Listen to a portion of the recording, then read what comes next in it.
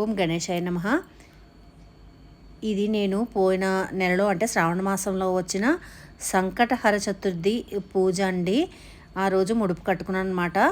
అది ఇంతకీ ఈ వీడియో ఎందుకు ఇప్పుడు పెడుతున్నానంటే, ఈ నెలలో అంటే భాద్రపద మాసంలో సంకటహర చతుర్థి పూజ ఎప్పుడు వచ్చిందని చెప్పడానికి.